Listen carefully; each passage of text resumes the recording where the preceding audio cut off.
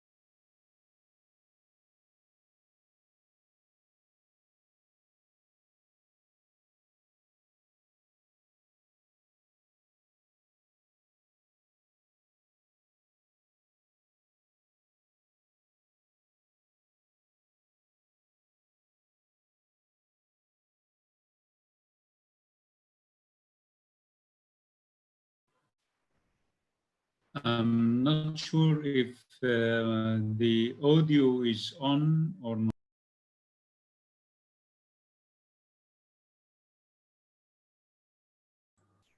I hear some audio.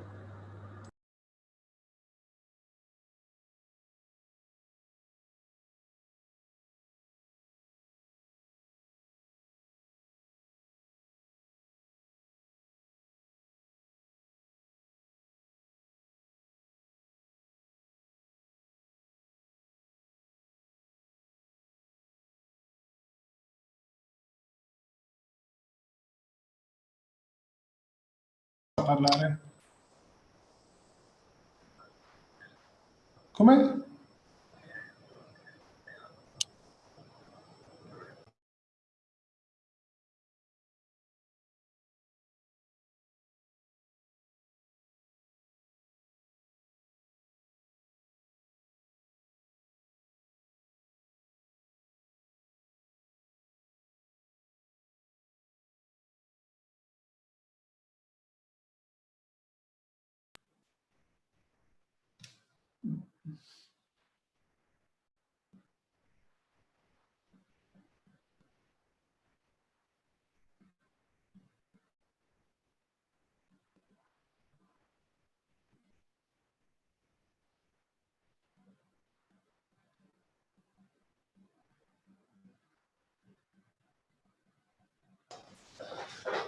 Giuseppe Provenzano, can we talk to each other? Is it possible to talk?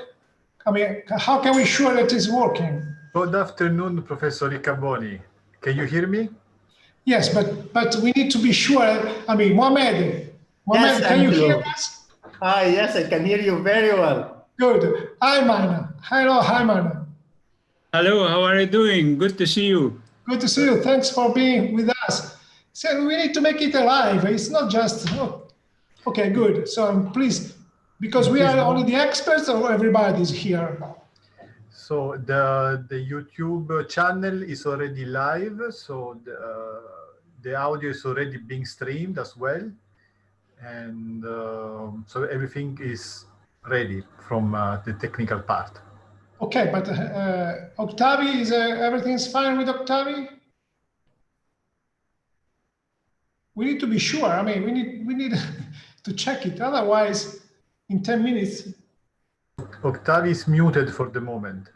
Okay, but Angelo, my voice is clear for you? yes, wonderful, great, Perfect. great to hear from you.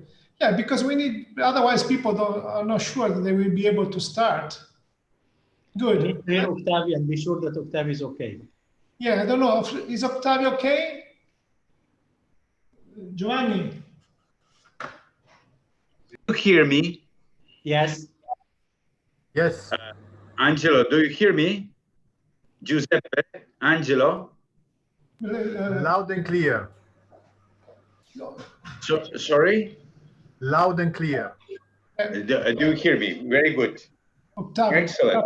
Good, great. Yes. But it's very important that everybody feels comfortable, because otherwise people start touching and then you make some mess because you think that you are doing well and maybe you are making some problems. Okay, well, we'll wait until 30. So 10 more minutes, okay? Yes, there's not a camera for a room for experts, no. There is a camera for experts. I don't know what you say. A room, they call it a room, a place where people can talk separated from the general public. No, but it's okay. It's okay. I'm sorry, but there's no special room for panelists. Okay, this is what my question was about that. In this moment, we are live on YouTube already. So everybody, Just wait. okay, just to know it. Great, thank you. So we mute and we talk. We start again at in 10 minutes. Yes. Okay. I'm muting myself then. Great, thank you to everybody. Oh, Nasser, hi Nasser, nice to see you. Hi everyone. Fine. Where is Octavi? Ah, I see Octavi. Yeah, here. Could you see me? I see. cannot see you. You don't see me? No, why I cannot see them? Yeah, Now. yeah. Good, good. Ali I Safir. see you prepare for tonight's concert, Nasser. ازيك يا دكتور؟ اخبارك إيه يا دكتور؟ الحمد لله يا علي سفير. عامل ايه؟ Mohamed. Muhammad. Yes, Angelo. Oh, look at this. Do you know that? Yes, of course. Put it behind you. Very good. So I'm here. Word from Ain Shams, Your Excellency Ambassador. What? This was the reward from Ain Shams to Angelo Riccaboni. Ah, okay. I got it. So I will mute myself again, and then we'll meet in 5 or 6 minutes. Okay? Okay. Good. We'll talk in 5 minutes.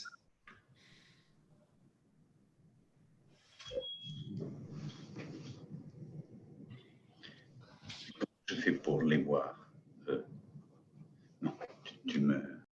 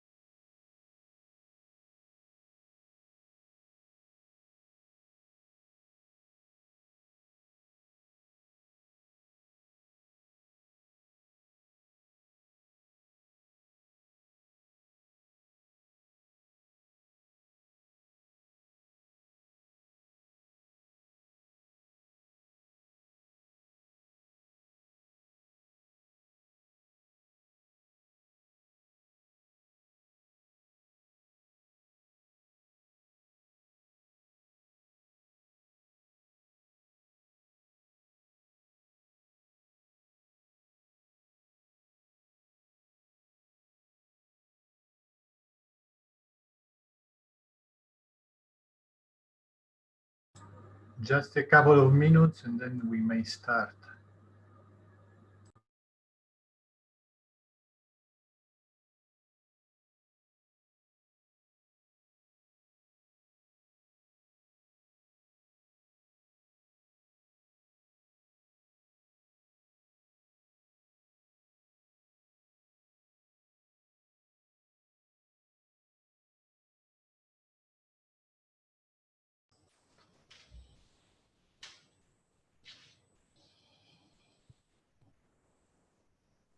Questo è un webinar fondamentalmente.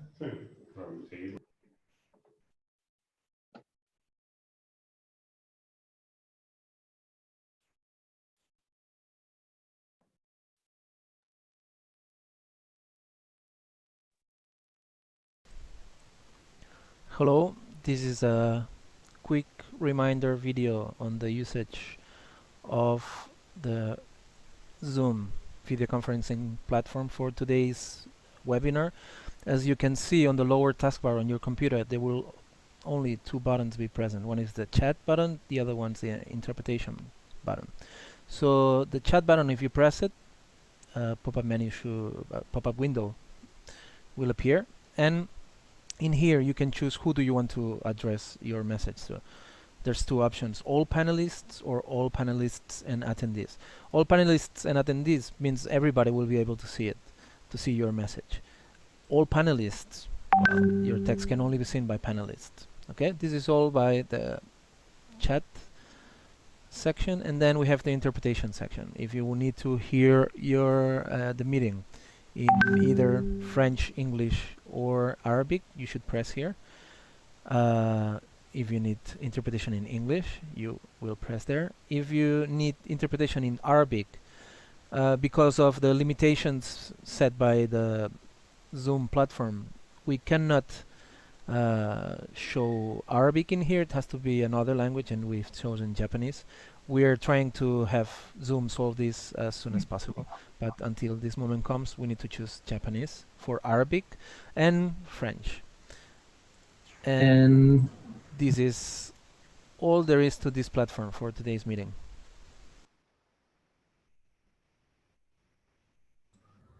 Thank you. I will say that if the chairs agree, we may now start our meeting.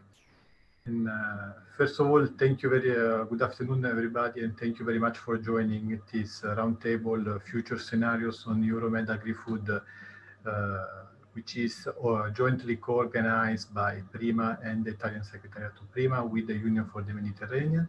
This meeting is inscribed within the 25th anniversary of Since the Barcelona process, and we thank very much the Swedish Development Cooperation for supporting this meeting.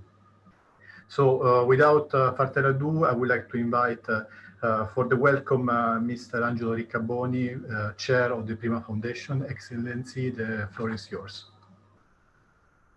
Thank you very much. I'm very pleased to greet everybody, and Prima Foundation is very, very happy to organize this webinar together with our friends from the Union for the Mediterranean. This is a concrete message and signal that we are working together. We want to work together for the benefit of the future of the Mediterranean. We know that there are major issues, major problems around, but only with partnerships we can tackle these challenges. And unfortunately, challenges coming out of the COVID are very important, and they regard also agri-food systems. And we will see the analysis that Omar Amawi will present in a few minutes, that there are major issues, and in order to tackle these issues, innovation is key, but also working together, because one of the issues which emerge is that our participants to the survey show that it's very important a broad concept of governance. That is really relevant, and I think also the recent farm to fork strategies goes in this direction. So Prima every year launches around 60, 70 million calls on research innovation agri-food systems, and this webinar is very important for us because we want to listen to what the experts say, and we want to know more about the future of the Mediterranean, because we want to prepare our annual work plans according which are the needs. So I think that is a very interesting moment for us to listen to experts to better know which will be the path for the future. Let me say that we are also very pleased of the success of this initiative. We have more 300 registered participants from 25 countries, which really are impressive numbers. And I think that is a key for us. The challenge in front of us is the one of building back better, the one of promoting a just transition. And we need to consider environmental aspects, but also social aspects. And then I think that this is the great job that we have to do together to promote a just transition, taking into consideration that nobody should be left behind, and our topics, agri-food systems, innovation in agri-food system, are very important to do that.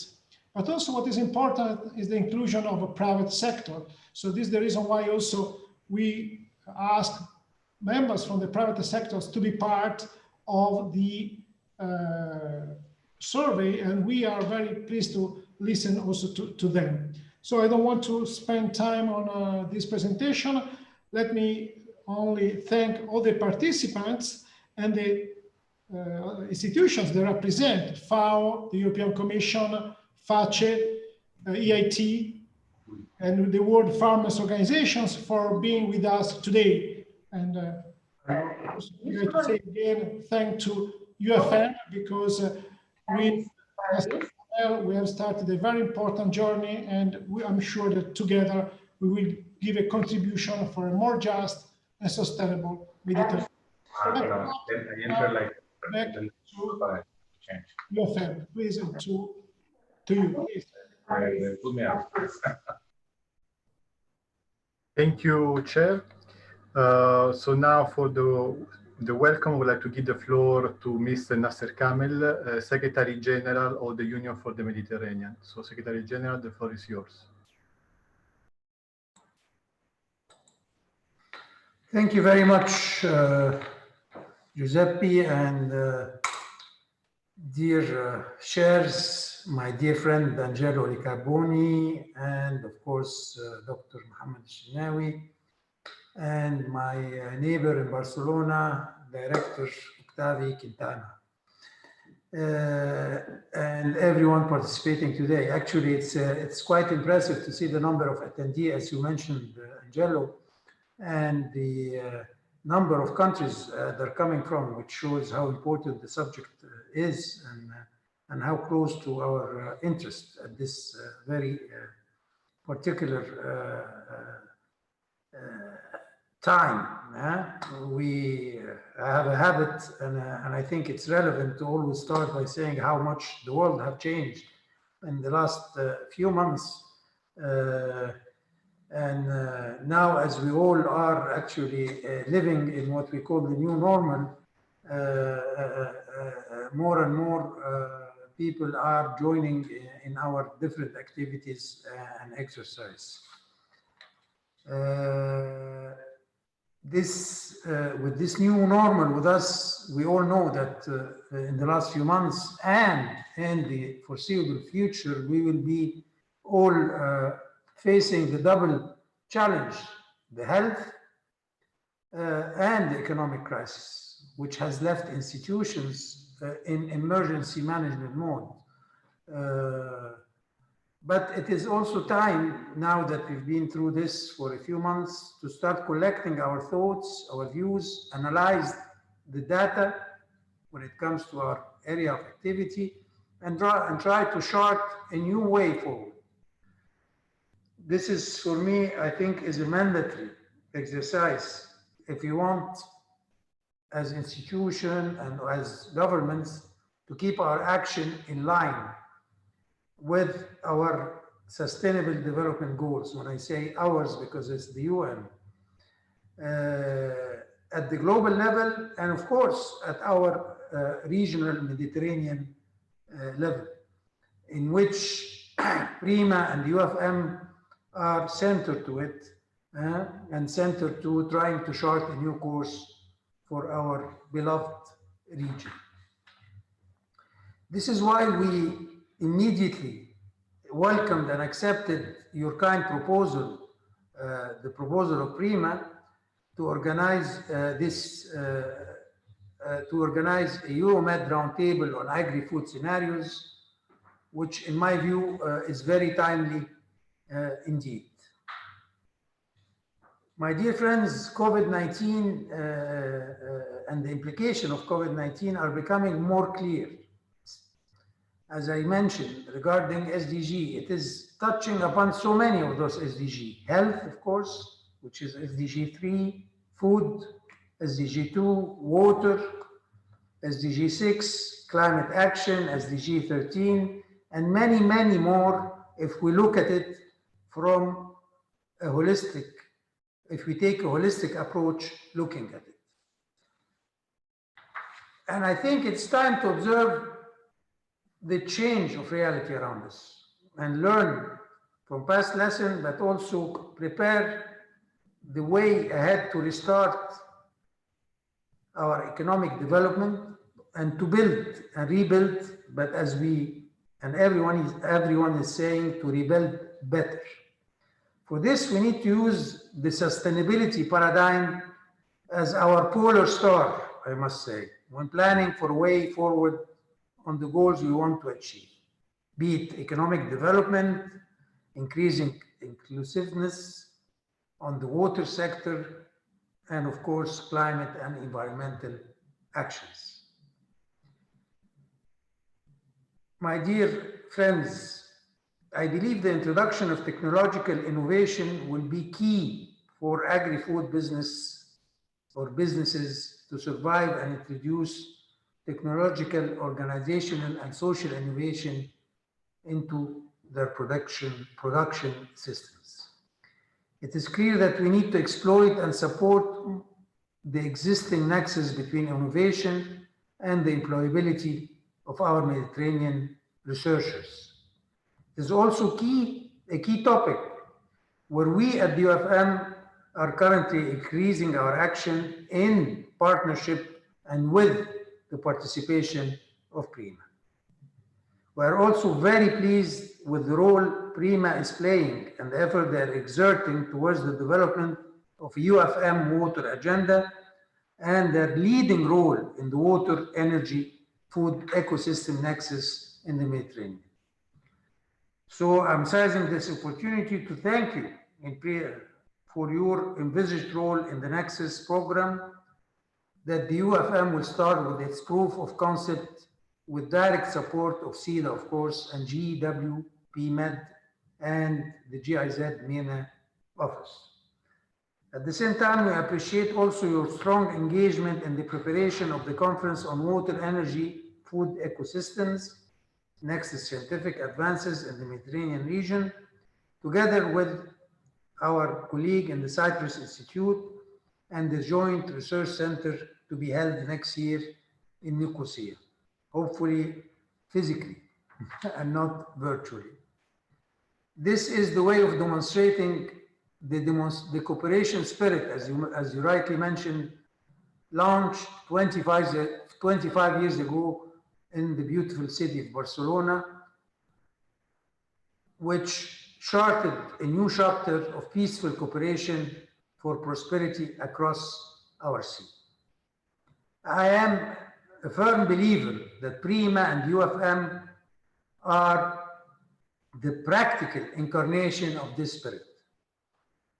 And their adaptation and continuous adaptation to challenges, reality, and opportunity are example of what needs to be done and will be done in adapting an evolution, a positive evolution of our efforts and of others in the next 25 years. In keeping with that spirit, thank you for being with us today. Thank you, my dear colleagues from Prima, and I'm sure your discussion today will be extremely enriching and we will be able to do lots of lessons out of this very useful exercise. Once again, thank you very much, and I hope you have a very successful webinar, meeting, call it as you may. Thank you. Thank you, Mr. Secretary General. Now, as a logistical reminder, all the attendees, which I see very numerous, as was mentioned just before the start of this meeting, you can choose the interpretation if you wish to switch languages, as there is also French and Arabic being offered. Now let's move to the next part of this roundtable, where we will have the introduction to the survey, which is being performed by Mr. Omar Amawi, which is the Deputy Director of the Prima Foundation. So, Mr. Amawi, if you can hear us, the floor is yours. Thank you. Yes, I can hear you. Hope you can hear me as well. Good afternoon to everybody. Thank you very much for the introductions. Thanks to Prima Chair and to the Secretary General of the UFM for their valuable comments and contribution to this webinar, actually. From my side, I will be presenting in brief the outcomes or the process of this survey activity. And if we go back like in time 2 months ago or 3 months ago, not to remind you of the tragic situation that we were all facing and the world was facing back then, where we were all surrounded by many doubts and many uncertainties about what was going on back then and still going, actually. So Prima, as many effective and serious organizations, has decided to contribute to the debate about this whole dilemma and the COVID-19 crisis, and took an action to launch a survey about the potential future scenarios of the EUROMED Agrifood system, since Prima is mainly focusing on this type of thematic areas. And the idea was to understand the emerging trends that we will experience in the near future. We are not talking about a long period, we're talking about 12 to 18 months post to this crisis. So a table of few statements that were selected to represent the likely future agri-food scenarios was proposed. It was sent to participants from the Mediterranean area, and they were asked for their opinion, whether they agree or not agree, or to what extent, in any case, if they agree or disagree. These statements actually were divided into 3 main pillars: the agri-food systems and society, businesses, and consumers. In addition to these 3 pillars and the questions, each participant was also asked to write a short note on the most important issues that he or she may think in the food system scenario post the COVID-19 crisis. The initial deadline for this survey was May 19, and it was extended in order to gather more participations and responses. And finally, we were able to gather more than 180 responses from experts around the Mediterranean, and they were mainly from the academia and from the public institutions. Following to this, we have received the surveys, and we went through the analysis of the content of these survey, and we started to prepare the report end of June, actually. And I hope that you all had the chance to look at this report and to go through the content. And you may have noticed that it has been divided into 2 descriptive parts. We tried to just put the information as we have received it, considering that today we want to discuss it, and always feel free to agree or disagree or add, suggest new scenarios as you think necessary. The empirical part of this report, again, focusing or divided the analysis into 3 parts according to the pillars. And you may have noticed that there has been a variable range of agreement between very high agreement and sometimes not, I will not say disagreement, but not as high agreement regarding to the questions. For example, we have received a high agreement on some questions in the agri-food system and society. For example, the innovative approaches will be needed to secure food supplies to vulnerable groups. And I think innovation has been mentioned both by the Secretary General of UFM and the chair of PRIMA Foundation, and it has been always the name of the game. Innovation has always been that important. So probably this pandemic has really re-emphasized the importance of innovation towards any sector, actually, not only the agri-food. And again, we got 85% agreement, for example, for the e-commerce, that e-commerce will streamline value chains and digital sales will grow. That's in the business pillar. And we got 80% agreement also in the consumers pillar, where e-commerce and digital sales will grow, and the experts agreed strongly on these 2 questions. On the other hand, there were some kind of disagreements.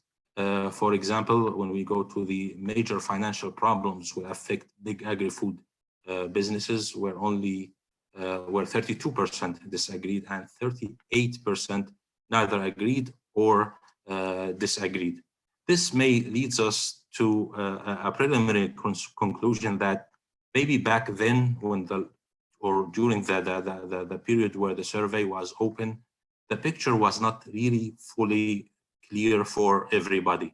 Again, there were many doubts and many uncertainties going on, and really we needed more information to build our cases on and build a solid grounds for any argument for a potential future scenario in the agri-food system. Regarding the qualitative part, again, hope you had a chance to look at it. And also, this part represents mainly the remarks or the notes, the comments provided by the experts. And you may have noticed that these opinions were representing a wide spectrum of thoughts and views, actually. For example, some experts have seen that the whole COVID-19 issue has been over-exaggerated, and we needed really more information, and that the agro-food system has always been resilient and has been always to manage going through tough periods and situations like this. While on the other hand, some other experts thought that we really need to focus on specific issues and rearrange our priorities. A third opinion went through that, okay, we need to adjust temporarily for a short period of time, but our priorities will remain our priorities. And once we manage to go through this pandemic, I think we should go back to our priorities and carry on as usual.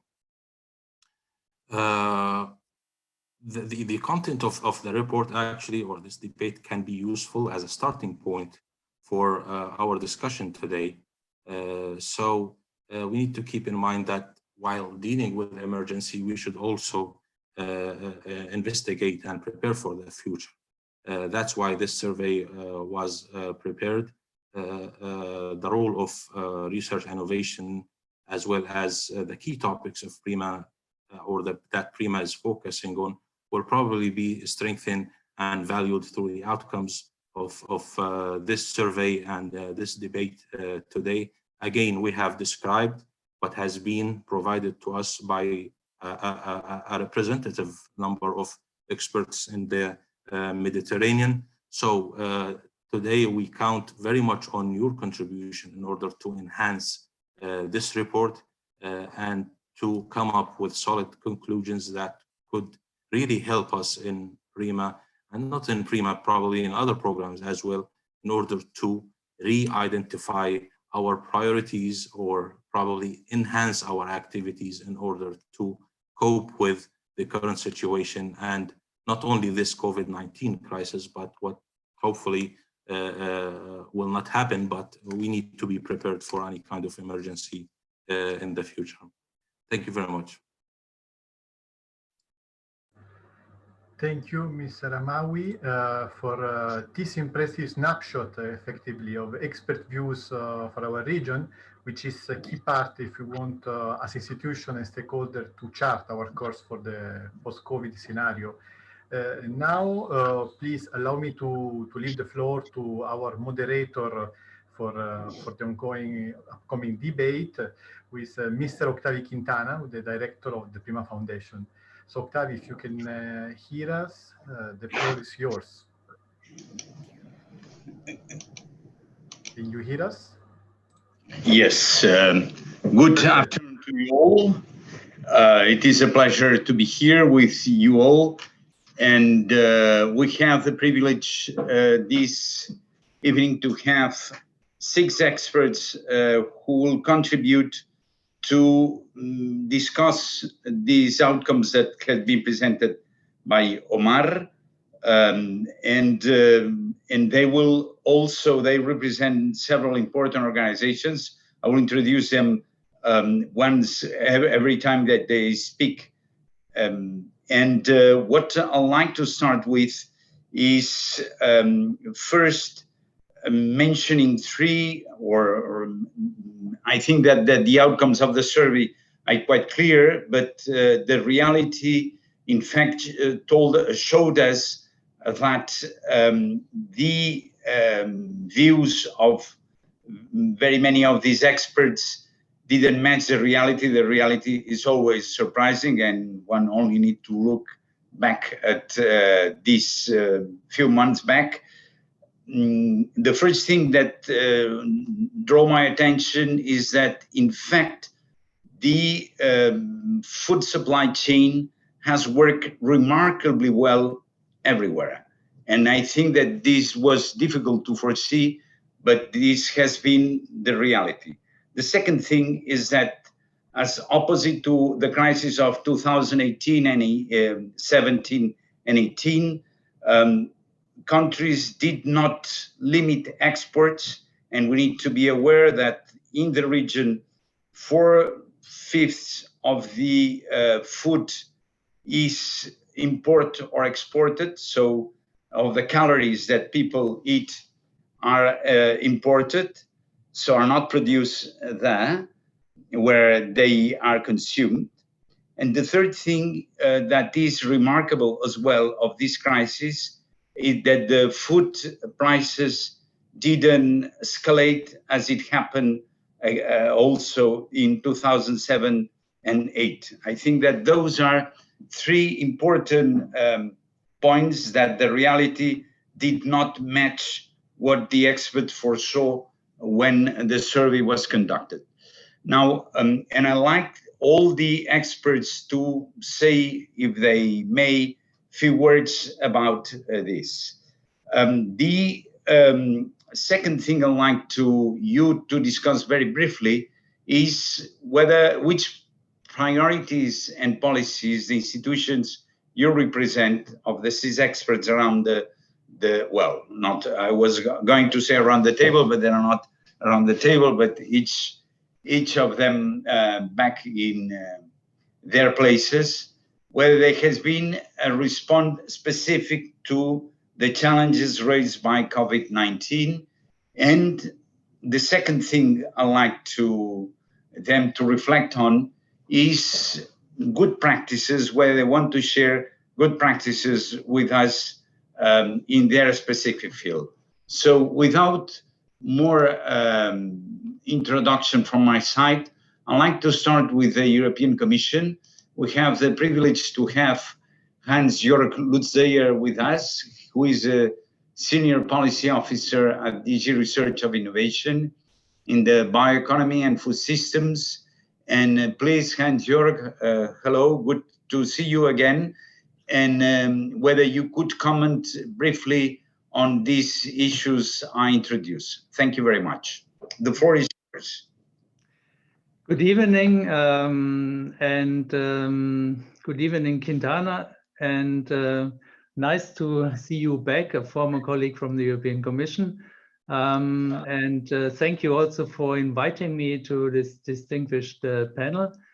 I think looking at the first question, I mean, we can say luckily, as you pointed out, the supply chains were largely functioning.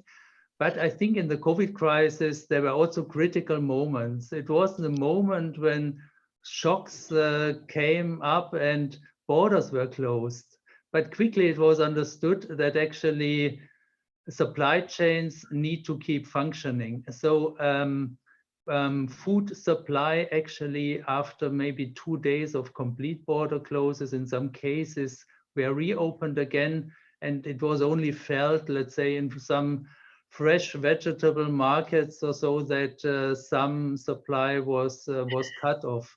And I think we can say, fortunately, the international community has learned lessons from the 2008 food price crisis. So there was some preparedness. There was quickly also meetings between ministries of agriculture, facilitated also by FAO. So ministers from EU, from Africa met. The G20 market observatories were functioning. So there was, let's say, information on how the markets were working. And maybe there's also a bit a component of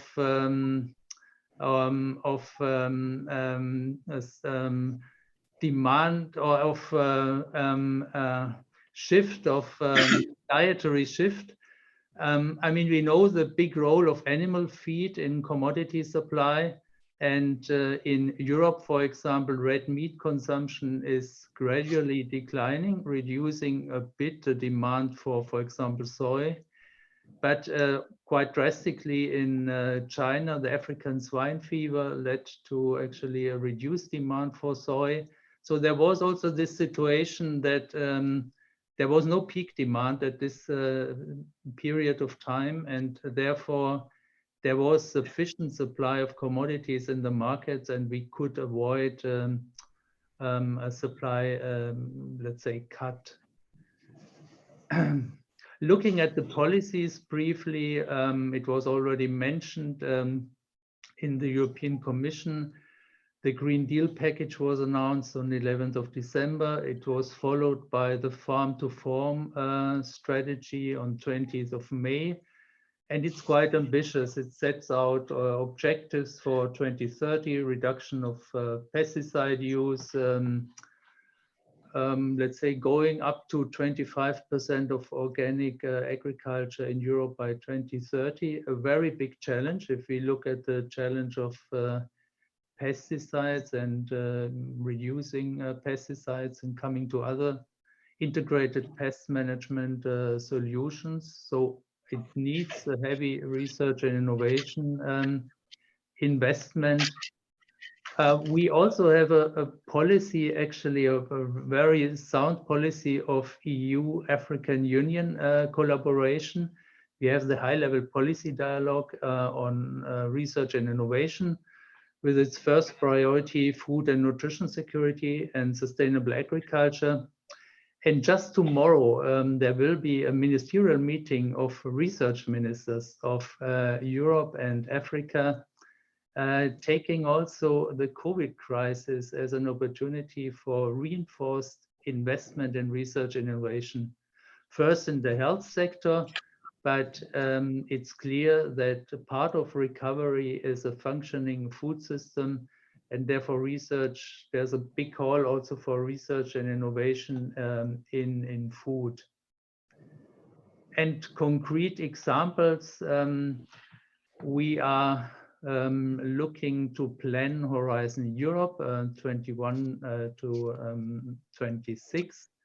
And part of it is what we call the Food 2030 food system approach. So we have identified roadmaps from agroecology, One Health approach in animal production, linking to human health. We have also reinforced rural and urban linkages, working with food cities, and also taking, let's say, a close link to FAO agendas in this way. It was mentioned that the digital revolution plays a big role, and we have invested in the past and are looking also in future actually to invest more in digital solutions, also taking advantage of Earth observation with Copernicus data. So I think there is an ambitious research and innovation agenda ahead of us, and scaling up those examples which are coming from our projects and projects of Prima. And certainly if we talk about African Union, then the northern part of Africa, south of the Mediterranean is clearly part of it, and therefore we are happy actually that we have close linkages in this initiative, particularly to Egypt, Tunisia, Algeria, just to give a few examples. Thank you. Back to you. Thank you very much, Hans-Jörg. Really, all the initiatives that you mentioned would deserve by itself a webinar or a couple of them. So impossible to discuss them in depth, but thank you very much, because I think that you offer already a very good panoply of actions that you have ahead of you. The next speaker is Jamie Morrison from FAO. He's a strategic program leader for food systems program at this organization. He has a long experience. I will not go into the details of your CV. Please, the floor is yours, because the time is very short. Thanks. Thank you, Mr. Quintana, and good afternoon to everybody. In much the same way as Mr. Lutzeger was commenting on the global sort of food price situation, at FAO we've identified 3 key phases in relation to analysing the impact of the pandemic. The first relates to the containment measures, where, as he was saying, there were fears that some countries would implement trade restrictions to ensure that sufficient food was available to their own consumers at an affordable price. In the event, and in large part due to the provisions of data through systems such as the Agricultural Market Information System, this didn't happen. In fact, only 7% of global trade was affected by trade restrictions, which were put in place fairly soon after containment measures were put in place. And that compares with 30% of global trade, which was affected in 2008. That said, one of the remaining concerns that we have relates to international shipping. We're now reaching a stage where some crews have been at sea for almost 11 months, which is the limit as to what they're allowed to be on boats for health and safety. And there are still some countries in parts of the world which have heavily restricting the ability of crews to change, to swap crews. And we fear that this could create bottlenecks, for example, reducing freight capacity. So this is something to keep an eye on and to work with countries to ensure that crews are able to change in this critical point. What we've seen, I think, also is that where disruptions are occurring, they are disproportionately affecting the availability and accessibility of high-value, labor-intensive, perishable commodities, such as fruit and vegetables, meat and fish, milk and dairy, which in turn are essential for healthy diets and good nutrition. We've seen localized outbreaks associated with milk packing plants, with the harvesting of labor-intensive horticultural products, which do in themselves cause bottlenecks within certain food value chains.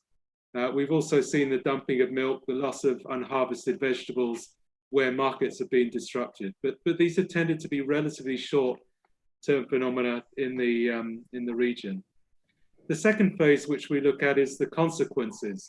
And this is really what's starting to kick in now, the consequences of what will be a significant economic recession with significant job losses.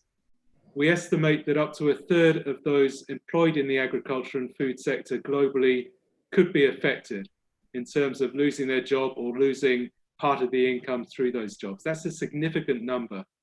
And this will come about because of reduced demand, especially coming through food service sectors, through high value export markets, as demand dries up, as incomes fall, but also the difficulties for agro industries to retain their employees in the face of the inevitable cash flow challenges that they will face. We need to keep these enterprises running if we're to keep food systems running. So this again is a critical area that we need to keep a close eye on and facilitate the functioning of these small, medium, large agro enterprises. A third phase looking forward, clearly it's imperative to ensure that we can deliver affordable, safe, nutritious food to vulnerable consumers. But we need to do that in a way that protects the health and well-being of those workers involved in food systems. And this is the phase where we really need to work on this food health development triology, ensuring we put in place adjustments to our food systems which allow workers to work safely to deliver the food we want. And as the virus spreads, this is going to become a more and more significant issue. So I think this one to keep aware of. Just touching briefly on your second question about the priorities of FAO. Although we see the disruptions in food systems, we also see disruptions create opportunities to drive forward the transformation towards more sustainable food systems. We've seen how quickly some parts of the food system have been able to respond, and also importantly, the capacity of different food system actors to work together in ways that we haven't seen before. So the crisis can serve as a turning point to rebalance food systems, to build back better. And at FAO, we've identified this as a priority for our work on food systems as we support the process towards the UN Food Systems Summit later next year. Yesterday, FAO launched its joint action on COVID-19, a program which has 6 priority areas in addition to its humanitarian response. These areas are trade and food safety, poverty reduction, economic inclusion, preventing pandemics of animal origin through a One Health approach, equipping smallholders for post-COVID recovery and resilience building, data, information and analysis, and 6th, food system transformation. And within that 6th, we're looking at issues such as promoting innovations for more efficient food supply chains, ensuring food safety, reducing loss and waste, as I said before, sustaining agri-business enterprises. And just finally, turning to a concrete example of how we're trying to bring this work together in support of transformation to more sustainable food systems in the EUROMED agro-food sector. And this is the Sustainable Food Systems Mediterranean Platform. Here, FAO is joining forces with SIAM and the Union for the Mediterranean, as well as a number of other partners, to establish a multi-partner, multi-stakeholder platform which brings together policymakers, scientists, and other key players across the food system. The idea is to try to move collectively towards solutions that work for sustainable food systems, that deliver healthier diets and offer new economic and social opportunities within the Mediterranean region. And what we hope is that the Mediterranean platform will support the development of a series of flagship projects. And these, working together across actors, will facilitate resource mobilization with key actors, key partners, IFIs, for example, to really scale up action which is needed for positive transformation of the way in which food is produced, processed, distributed, and consumed across the Mediterranean region. And we see the platform and the flagships within it as constituting a key input towards the Food Systems Summit, which in itself provides a timely opportunity to forge better interconnected actions and commitments which are really needed to transform our food systems. Thank you. Thank you very much, Jamie. I think that this comprehensive view and being very especially interested by these three, the way you focus the first question on these three items, that I think will be very useful because they encompass several points of view. Thank you very much, and thank you very much to FAO specifically. And let's turn to the next speaker. She's Marta Rivera. Marta Rivera, she's a chair on agroecology and food systems and director at the University of Vic in Catalonia, Spain. And she's also member of the Scientific Advisory Board of JPI, Joint Program Initiative FACE, which stands for Agriculture, Food, and Climate Change. So, Marta, please, the floor is yours. Thank you, Tavi. Thanks also in the name of FACE for the invitation. So, just to answer some of the questions that you have already put on the table. Regarding the previous crisis, I think it's important here to understand that the origin of the crises are not the same. So the fact that they are different type of crises also implies that there has been normally different type of results and responses, no? So we need to remember that the 2007 and 2008 crisis was more a price crisis. It was a multifactorial crisis where issues like climate change, particularly the drought in Russia and the shortage of the rice in the global market, but also speculation in the global market was very relevant by that time, as well as other issues like biofuel. So it was kind of multifactorial crisis, which also resulted in different responses by different countries.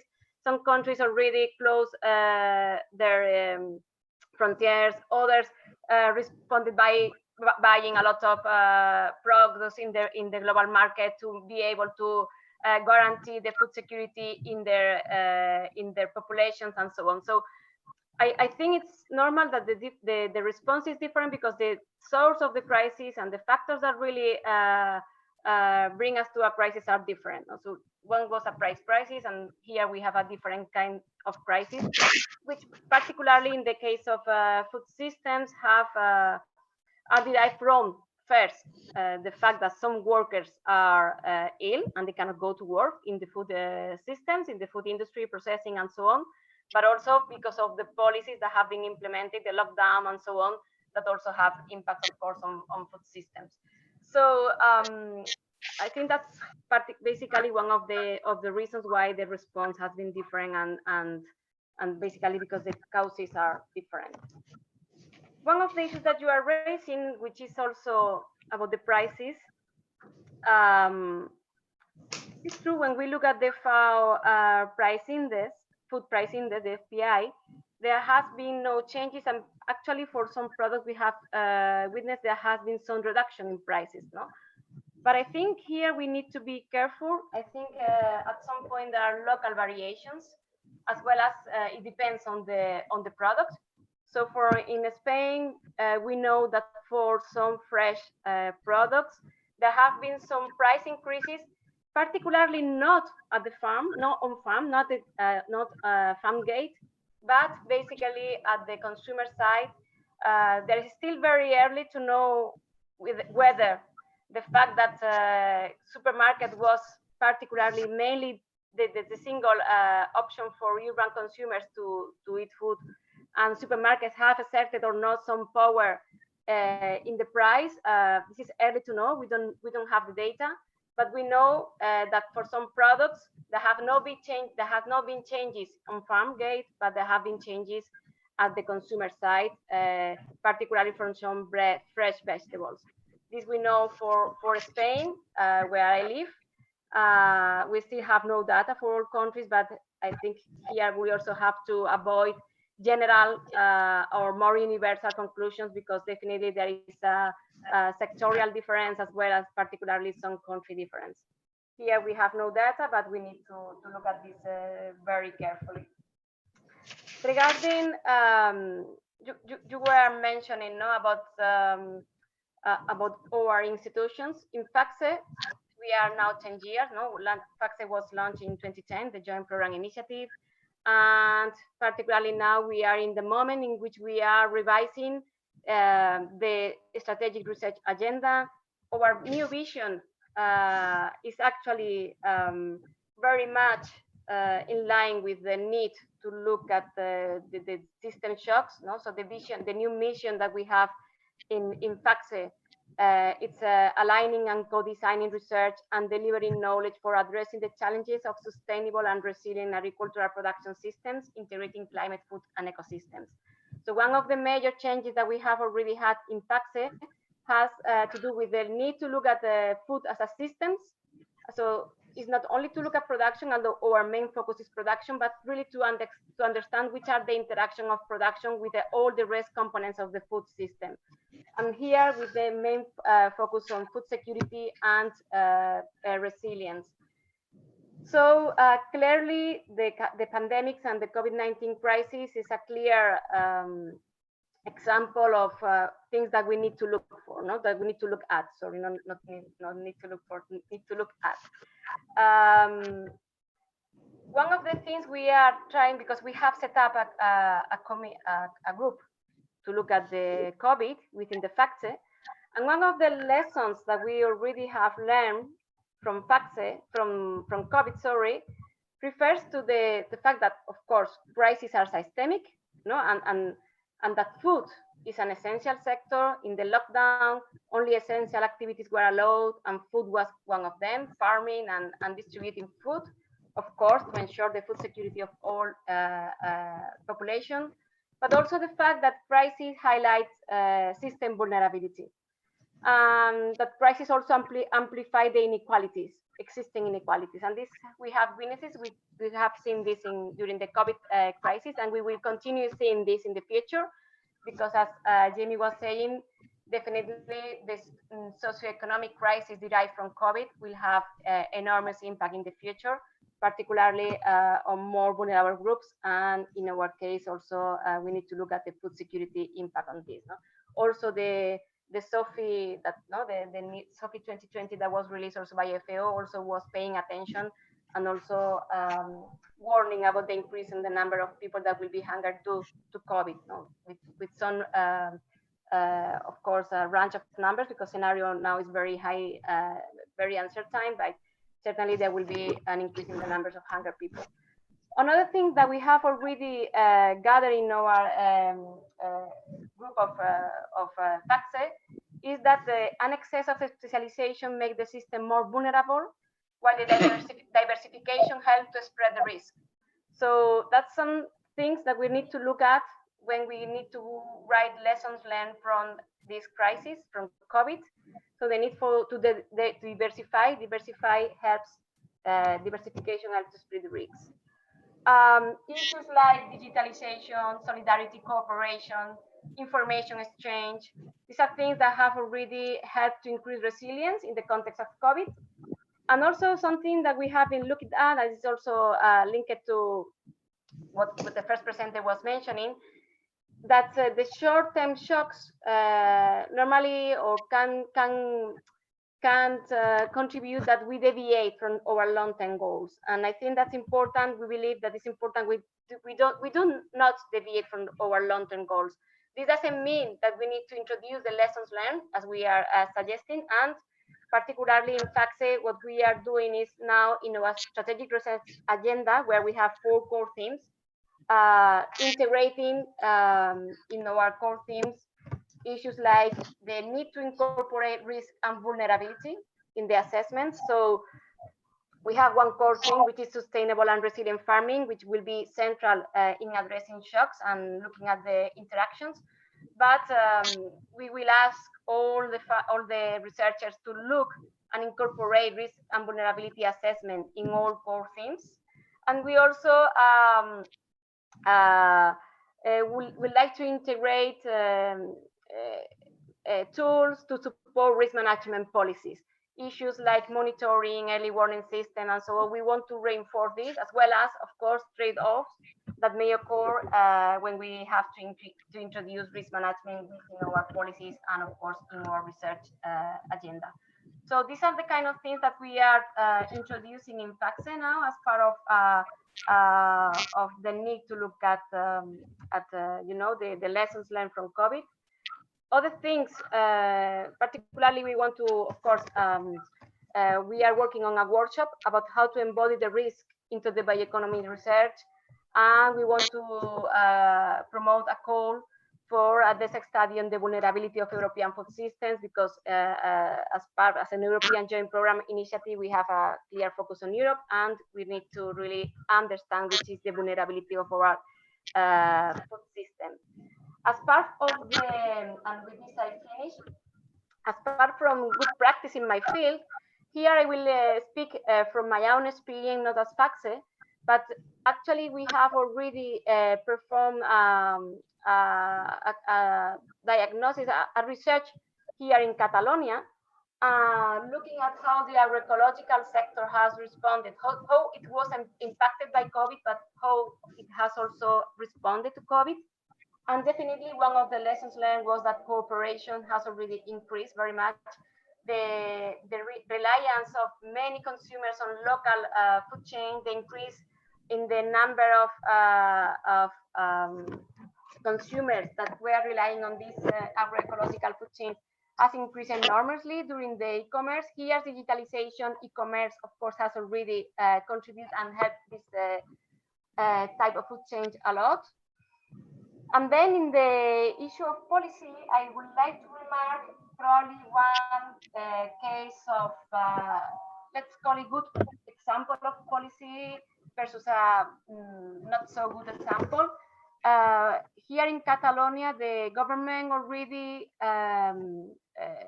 put money on the table to buy food from all the farmers who were relying on the Horeca channel. That was, of course, closed because of COVID. So those, they put money to buy directly for them the food that could not introduce into the market, and of course there was a collapse in here in the demand. So to buy them the food from them towards and to provide with this food to the food banks, right? So because there was an increase in the consumer side of people with that needed a help, you know, and the food poverty increased, and there was people really relying on food banks. So this money was already directly to farmers in order to provide the food banks. One bad policy, in my opinion, was in another autonomous community in Spain, where the regional government put the money to fast food chains to feed the school children, no, to pizzas and so on. So the children were eating every day junk food, which from a food system approach and from a food and nutrition security, we know is definitely not the best option for children, and particularly for vulnerable children. No? So this is also an example to show how really regional and local food policies can do a lot, and they really have still margins. So it's not everything at the national, not everything at the European Commission level. There is also margin at the local and regional policies, and the need to really gather which are good and bad examples of policies in order to help policymakers to really make the best of and learn from this crisis. With this, I think I have more or less responded your question, I hope, Kotabi, and I pass the floor. Thank you very much, Marta. Thank you for, you said many things, but I think I'll retain a couple of them. That the COVID crisis exacerbated the inequalities, the vulnerability of very many parts of the population, and that the only way to tackle this, and I now take the words of Angelo at the very beginning, is cooperation, cooperation, cooperation. Thank you very much. And let's move now to Professor Ayman Abu Hadid. He is full professor at Ain Shams University. He has a very long CV, of which I only signal that he has been for four times Minister of Agriculture in Egypt. So please, the floor is yours. Professor Ayman Abouadid.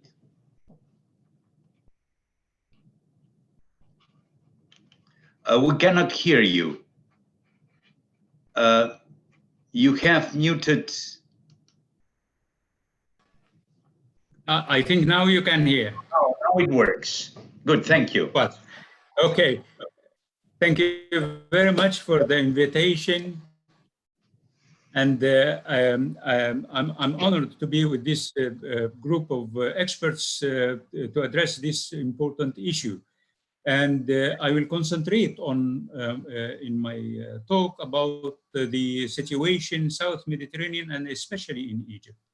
I would like to, first of all, indicate that the pandemic of COVID-19 is vast spreading and very infectious, and especially in densely populated area in rural areas where most of the food production is taking place. There is warnings from different organizations that this pandemic will increase the poverty for tens of millions, and especially in rural area, which is responsible for food production. The COVID-19 and the consequences of the event resulted in a lot of imbalances in the chain of food production. For example, the movement of workers from one region to another, the movement of transportation of inputs and outputs were also disturbed. The small farms and the small enterprises that deal with the post-harvest of the production have also been severely affected due to the lack of regular workers and also the input and output mobility. Some countries also restricted the exportation of foodstuff to the normal markets, and this resulted in a severe shortage in some countries, especially in South Mediterranean, where, for example, Egypt, we are depending on 50% of wheat from international markets, and this has been affected and questioned about the continuity of availability of this kind of thing. There is also some effects on the supermarkets and the restaurants where the activities, the social activities have been restricted a lot, and therefore the income of these places were reduced and resulted in reduction in the demand on agricultural and food commodities, which in turn decreased the price and participated more in the low income of the farmer, and and also the packing and manufacture of the agricultural commodities. The reduction in income and the reduction in the farm price resulted in increasing the problem of poverty for a large sector of growers in South Mediterranean in general, and especially in Egypt. Therefore, there should be a very one of the most important priorities for the future is to increase the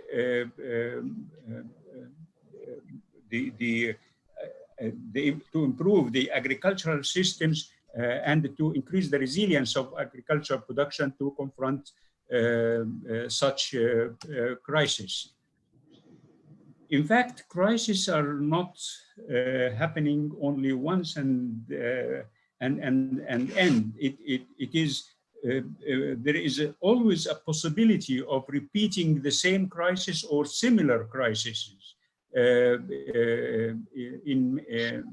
throughout several years, and it is increasing and happening unexpectedly. And therefore, we have to absorb this lesson and to work on improving the ability of each society to confront the crisis. For example, the climate change issue has affected agricultural production and affected the food production system severely, and it is expected to continue affecting it in the future. And I think that the same mechanism that we are thinking of confronting the climate change issue can help in confronting the issue of the COVID pandemic. We have to increase the ability of the agricultural system to confront the crisis whenever it happens. It is also important to have a social safety network that can help the small farmers and the small industries related to food production whenever a crisis happens and affect their existence in the market.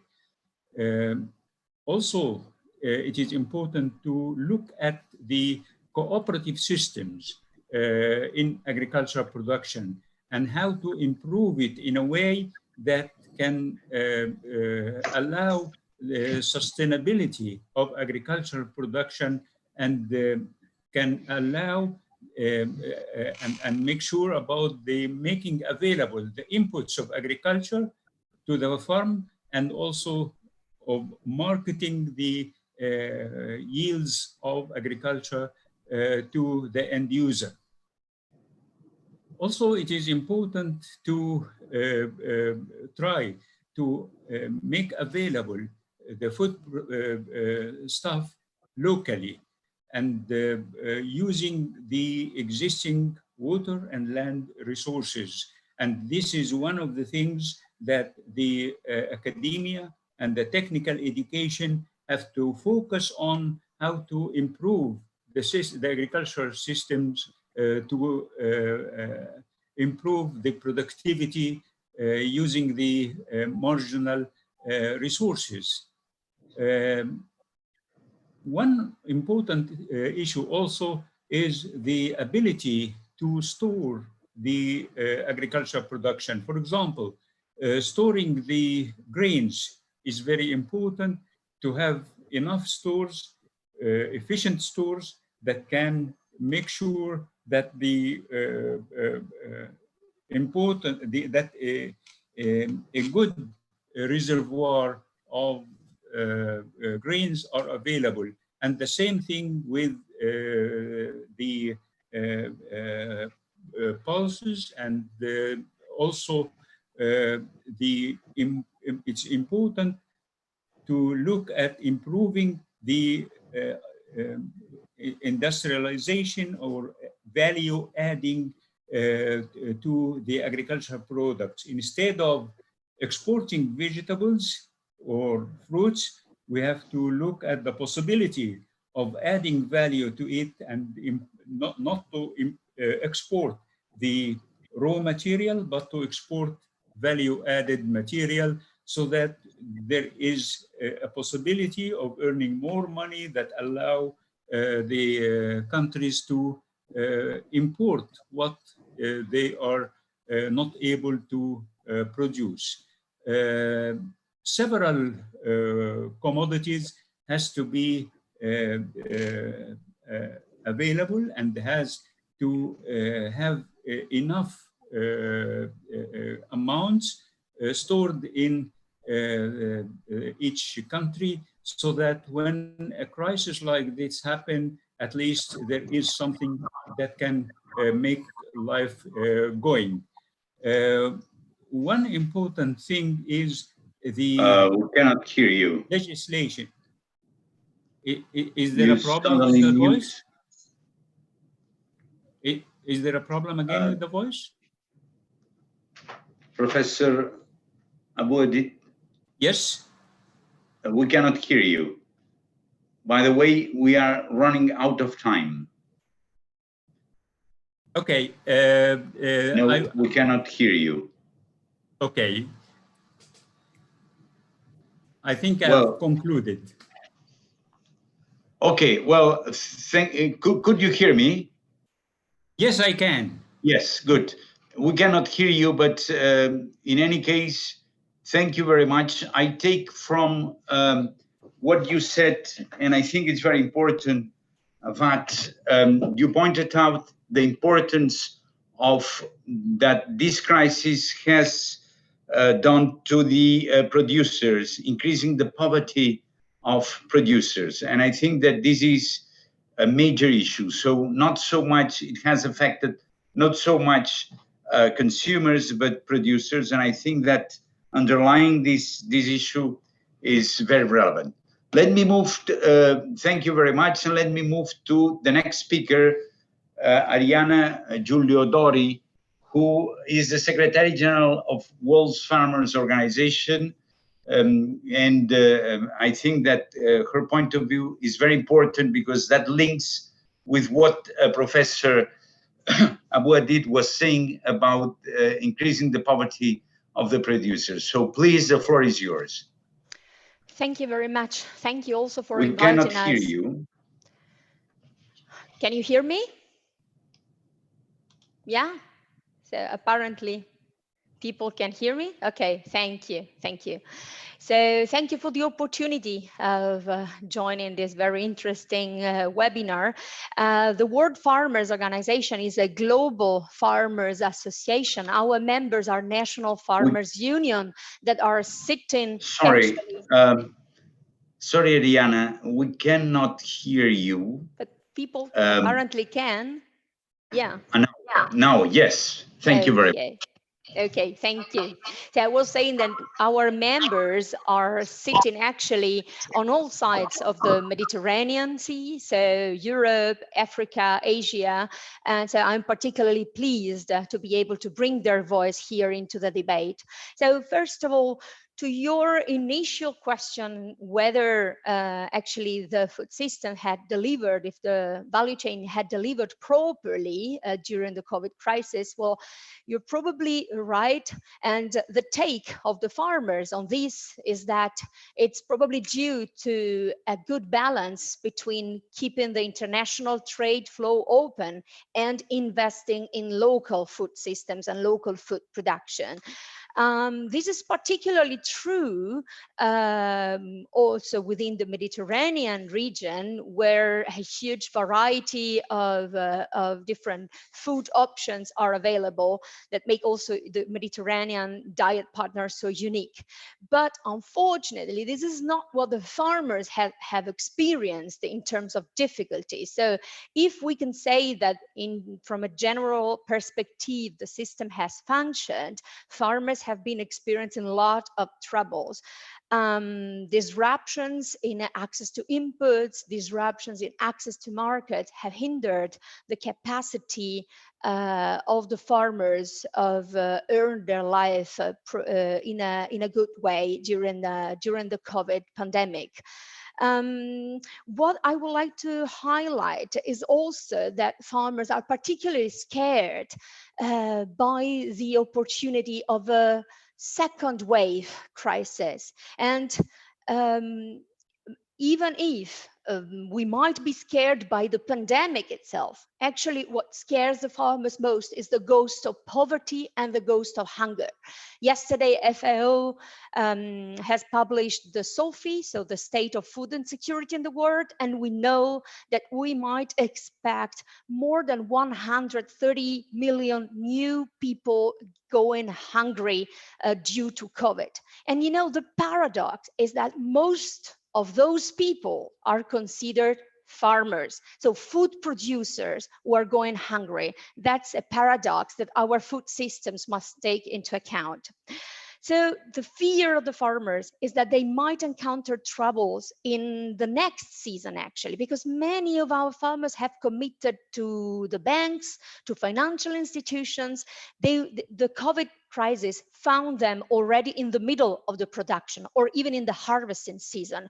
But what about next season if the farmers are not able to plant, if the farmers are not able to produce? So it's urgent to support the farmers, even financially, to bridge this gap and to ensure that food production can continue. Stimulus packages have been promoted by many governments, but not all of them are suitable to the needs of the farmers. By the way, I do not want to focus on the troubles and on the worries only. I think that COVID-19 is also forcing us to see the opportunities that lay behind the threat, and the opportunity that we see at COVID times is this: never before we had food so high in the public debate. Everybody is now caring, everybody is now concerned about food production, and that's a very interesting point. And we must seize this opportunity to work on the food systems that we want for the future. So I'm really pleased to hear, for instance, from Jamie Morrison, that there's also will to work on a sustainable food systems Mediterranean platform, because this can be a very interesting opportunity to test how we can work together.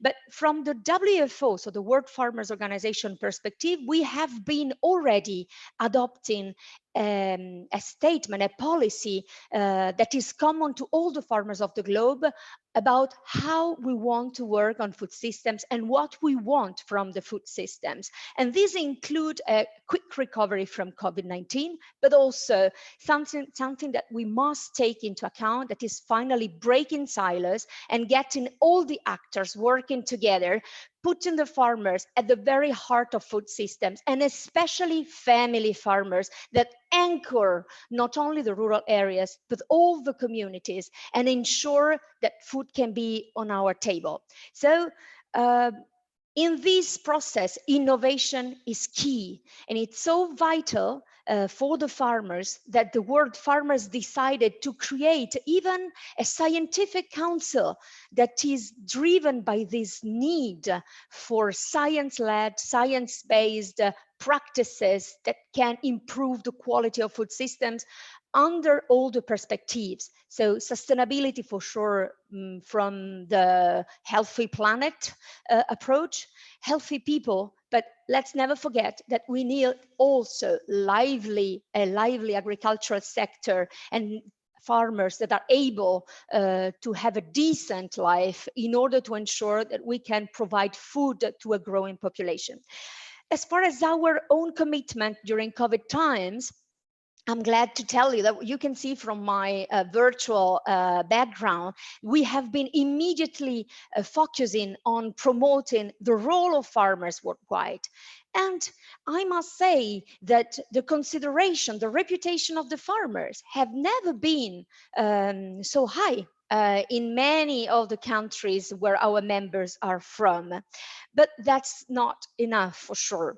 We have also launched an agri information hub on COVID-19, where all the farmers of the globe can find, I would like to say, unfiltered information. So information coming directly from the farmers about the impact of COVID, what they're experiencing, what are the challenges, what are the initiatives that farmers organizations are putting in place to support their members, what are the governments doing. We have also published a technical assessment that is available on our website that provides an overview of the impact of COVID so far in the different regions of the world. I also like to highlight that this was a huge opportunity for us to get to know incredible innovative practices that are proven that farmers are committed to drive the transformation towards more sustainable food systems. So first, I would like to highlight what also the representative of FACE JPI has said. So we assisted to a push towards the digital transformation with farmers both in developing and developed countries, switching towards the digital sales channels and direct sales channels, and that's a huge result considering the rate of adoption of digital transformation so far in the agricultural community. I also would like to underline another important element, that is the solidarity dimension. Farmers, more than many other players in the society, more than any other actors, have been acting to ensure that the ghost of hunger is not haunting the communities.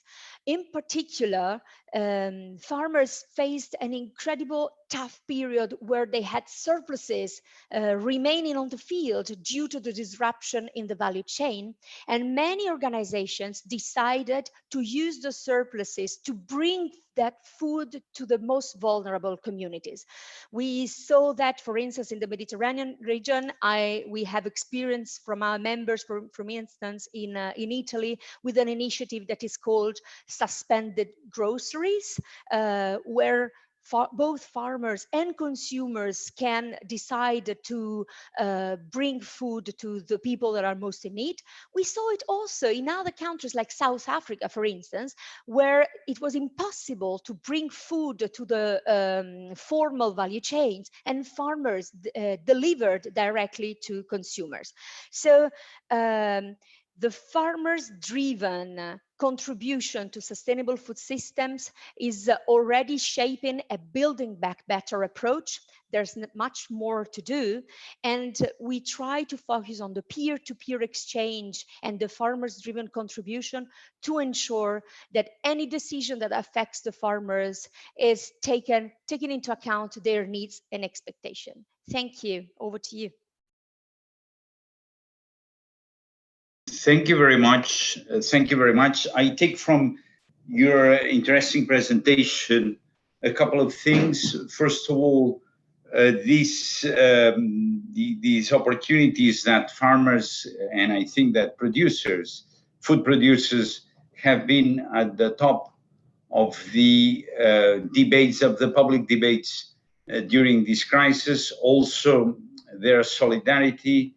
And finally, you are worried about the second wave. Let me tell you that we're still in the first wave, and the first wave, unfortunately, is not over. So I think that your worries are shared by all of us. Thank you very much. And let me turn to the last speaker, Andy Zinga, who is the CEO of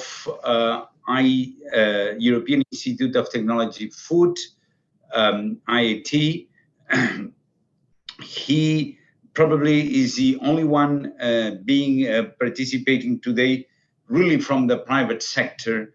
And I think that your point of view is very, we are looking forward to hear your views. Andy, the floor is yours.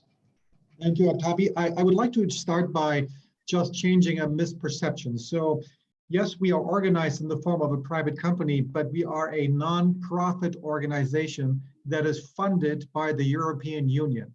So what we do is we've been founded by a consortium of partners that includes what we call the knowledge triangle, which means there's industry, there's universities and academia, there's research organizations, and there's startups, and all of those together do projects that help to transform the agri-food sector. So we do about 100 projects a year, spend about 60 million euros to make that happen. So we've been around for 3 years, and like I say, every year we invest major energies and monies into transforming the food system. So Again, we are a nonprofit funded by European Union taxpayer money. I just wanted to make sure that that's clear.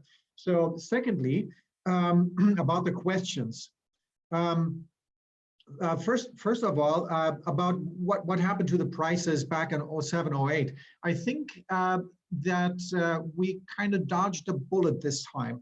When we look back at 07 and 08, as Marta was saying earlier, there was a kind of a speculation situation, right? So the biofuels, there was a high demand for biofuels, both in the US and in the European Union, which led to a reduction of course grains. And since the whole financial market collapsed, speculation was rampant. So people saw that that everything was going down. So they said, let's go in there. Add to this the export bans and the land use and such like. There you have 70 to 75% of all of that. Secondly, the food system has been very resilient, you know, and there are a few factors for this, right? So one of them is that the European Union has shown some wisdom and learnings, right? So the Commission has done some really good things, you know. For example, made sure that the workers in the food industry are deemed as essential. So because as you may remember, there were a lot of manufacturing operations where the edict was you shouldn't go to work because it's too dangerous for you. The food sector, food and drink, was deemed to be essential, so people could go to work. Secondly, green lanes. So the borders were shut down, but eventually the green lanes were opened and the traffic could flow more. So that's another thing. And I think also that to some degree, many of the food companies that are part of our network, so we have organizations like PepsiCo, Nestle, Danone, DSM, and others are part of our network of partners. They said that the demand in the hospitality industry has really sagged, of course, during this time. So they were able to shift more resources into end users and such like. So there has been a kind of demand, and that kind of kept the prices in check as well. So that's the first thing I wanted to say about that. Secondly, the question was about priorities. And one of the things that this situation taught us at EIT Food, is that, first of all, a systemic approach is needed. So it's not like we can come up with a ton of really great point solutions that will then solve the crisis. No, what is needed is somehow to look at the whole network of pieces. So if you have one worker missing in a production, or one or two workers missing in a production site, that may have an impact on the retail situation at some point, almost like a butterfly effect. So you have to look at how everything hangs together. Secondly, and I think this is important, we realize that we have to amp up our speed. So you know, you can't just sit and say every year we do this and that, you know. So we believe that we need to build on what's there already, which is why we're reaching out to organizations like Prima, working with Angelo, and we also work with the FAO and others. We believe that it's important to build on what's been done already. The European Union, just as an example, has already spent millions on things like obesity. So there are findings that we can take and will take and build on those to scale those across the whole European Union. We do not have to reinvent the wheel here. None of us need to. I think that's an important insight that we gained here. So to say we build on what exists already, and secondly, to build much more on digitalization. So the digitalization of the agri-food sector is still underdeveloped. Smart agriculture is one piece, and I really loved Ariana's passion. I think passion is the key to making anything happen, and it is true. So smart agriculture is one, but then there are other things like how companies are currently developing new products and services in agri-food is very much a trial and error process. So if things like an electronic nose could be developed further, where companies could simulate on the screen what a product would actually taste like without having to go and test it all the time, that would be another thing. So there are certain frontiers that we've discovered that help to accelerate the speed, building on what has been done already. So we're great believers in the open innovation principle of making something like that happen. So I think with that, I don't want to take up too much more time. There are many other things, concrete examples of things that we've done. So if you're interested, please just reach out to me. But I would say that's it for now. I don't want to monopolize this discussion, but it's really good to see these inspired insights from everybody and all this passion. So thanks for this, and that's it for now. Thank you very much, Andy, and thank you for making the precision what EIT is about. I take from your speech 3 things that for me are very relevant and will really be helpful for our next work programs. The systemic approach, the speed based on what already exists, and digitalization. I think that the 3 concepts are essential to go or to set priorities in the future. Thank you very much to all the speakers. In fact, each of your speech could have been leading to a whole webinar or a couple of them for each of them. I'm very sorry to did not allow you to speak further, but time is very short, and unfortunately we cannot get any question because we are really behind schedule. So I'll pass over. I finish here thanking you very much to all the 6 speakers, and I'll pass the floor to Isidro Gonzalez from the Union for the Mediterranean. Isidro and Mohamed El Shinawi will set the conclusions of this webinar. Thank you very much. Isidro, the floor is yours. Thank you, Octavi. Thank you well, to all the participants, and congratulations for this very fruitful discussion on agri-food. So it has been really, really interesting. Well, I will not add much to what has been said. The Secretary General also expressed our position at the beginning. We at the UFM, especially in the water section, we are recognizing the water, food, energy, and ecosystems are essential for human being, poverty reduction, sustainable development, and also they are part of the struggle against climate change. We are working as if considering that they are linked. There is an interlink between a nexus of natural, institutional, economic, and social frameworks. You know, the water is used for agricultural production, and it's a keystone for the entire agro-food supply chain, which has been so strategic, so essential. We have seen it recently. We still see it during the times of the pandemic. You know, the agriculture accounts for 70% of the global freshwater withdrawal. We require energy. We need energy for the production, for the transfer, and for the distribution of food. 30% of the total global energy is used for the food sector. A lot of water is being used, much more of the general public things, in the production of food. Water is used to produce energy, and energy is required to extract, pump, lift, collect, transport, and treat water. That's why we are very keen to build a cooperation with all actors, primarily in this case with Prima and others, to create synergies and maximize our benefits. We at the Union for the Mediterranean realize that healthy ecosystems support the sustainability of all what has been said, and negatively affected if water, energy, or food are used in an unsustainable way. Demands for water, food, and energy are increasing due to population growth and economic development. You know that the figures, the prospect for 2050, for in 30 years' time, are alarming.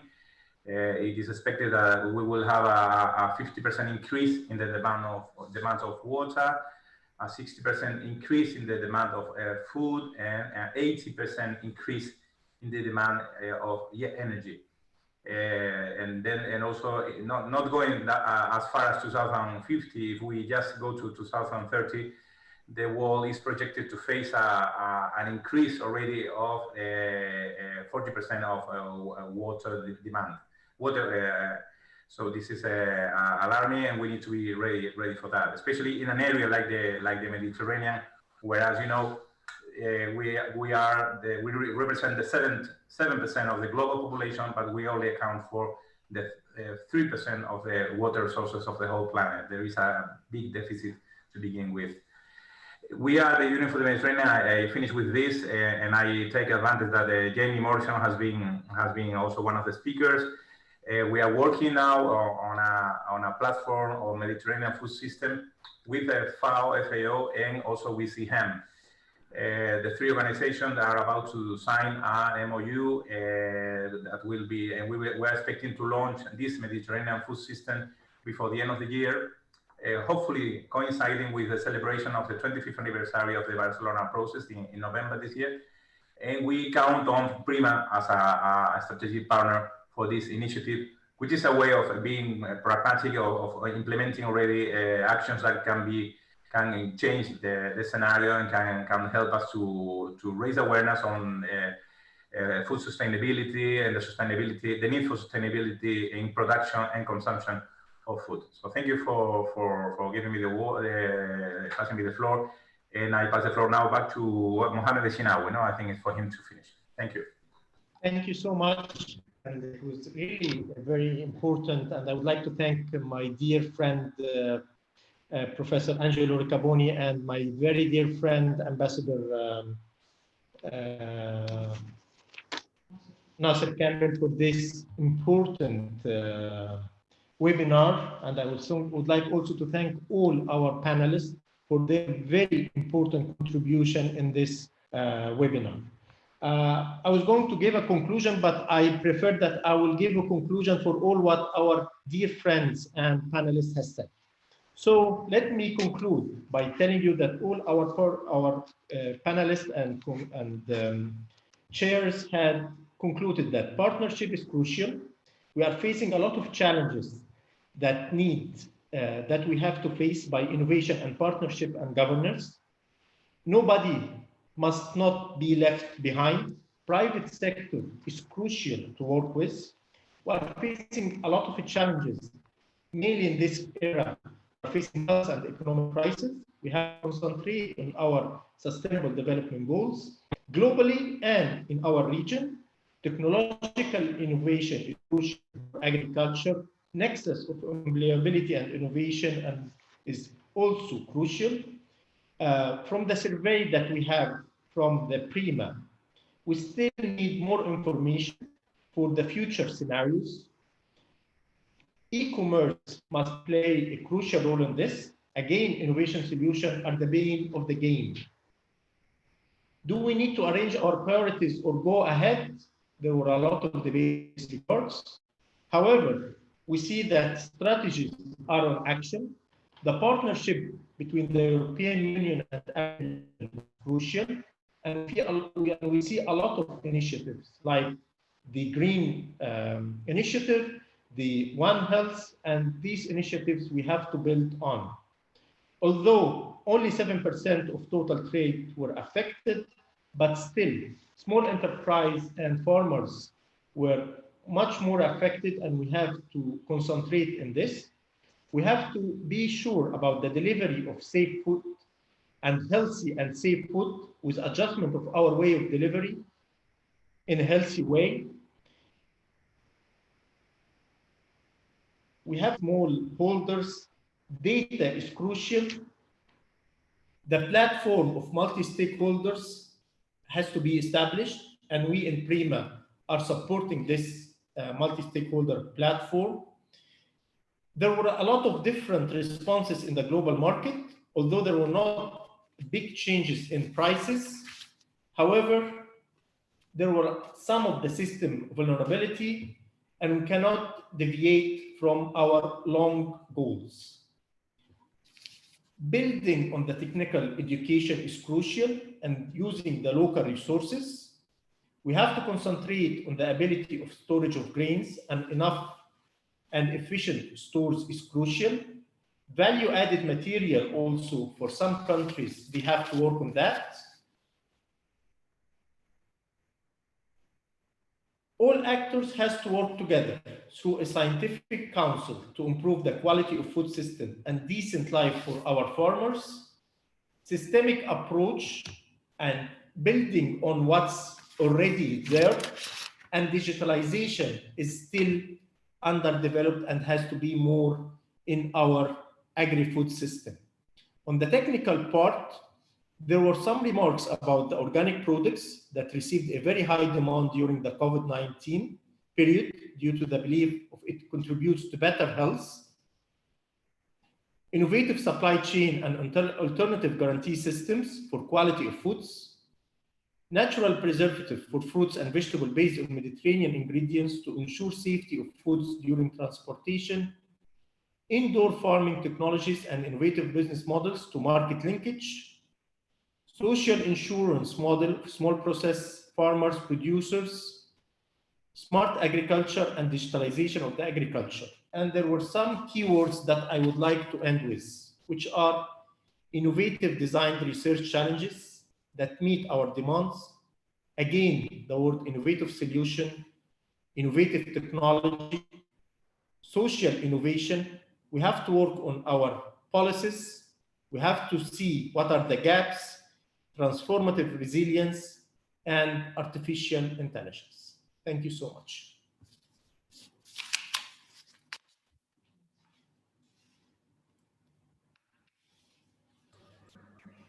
I think that this concludes our roundtable. So I would like to thank, first of all of our very high-level speakers, and all of our participants. A special thanks also especially to Octavi for moderating this very rich and interesting debate.